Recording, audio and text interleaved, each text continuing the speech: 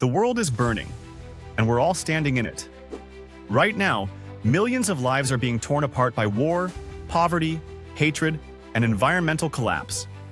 Not in some distant corner, but across the planet we all share. And no matter where you live, you are connected to these crises. Through your choices, your silence, or your action. Let's take a look at the truth. Wars are raging, and they're not fading.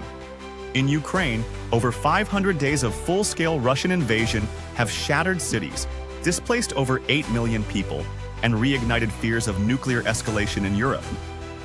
In Gaza, more than 35,000 Palestinians have been killed since October 2023, in a conflict that has left schools, hospitals, and entire communities in ruins. While Israeli families still mourn the brutal Hamas attacks that triggered the onslaught. In Sudan, a silent civil war is pushing the country to collapse, with over 10 million people displaced, many starving or trapped in refugee camps with no aid. In Myanmar, the military's violent crackdown after the 2021 coup has led to thousands of civilian deaths, with entire regions bombed and burned while the world looks away. And this doesn't include the chronic instability in Syria, Yemen, the Sahel region, or Ethiopia's Tigray, where human lives continue to be treated as expendable. These aren't numbers. These are children, parents, teachers, neighbors. These are futures being erased while the world scrolls past. And then there's the economic war no one sees. Over 700 million people are living in extreme poverty, many of them despite working full-time. In the UK, families are choosing between heating and eating. In the US, nearly 2/3 of personal bankruptcies are tied to medical costs.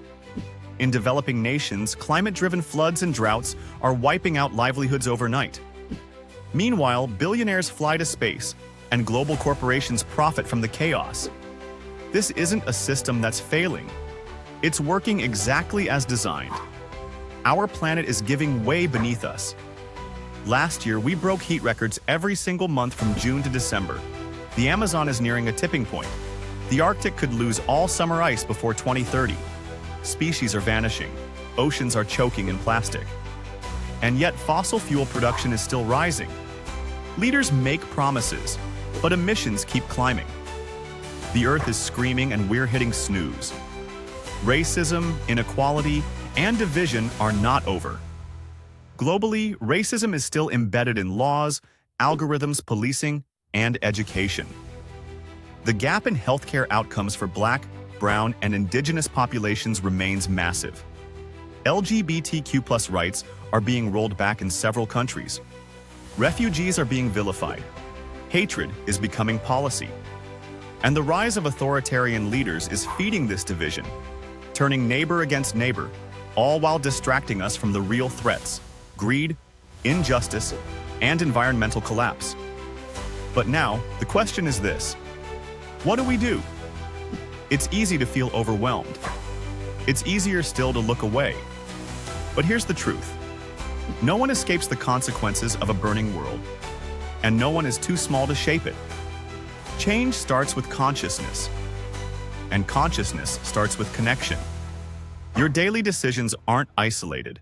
What you choose to learn about, who you listen to, what you share, where you shop, who you stand beside, all of it shapes the future. We often think of action as grand gestures, but the real revolution is quiet. It's choosing not to look away. It's teaching your kids to care. It's voting with your values. It's rejecting cynicism. It's standing up even when it's uncomfortable, because you are powerful.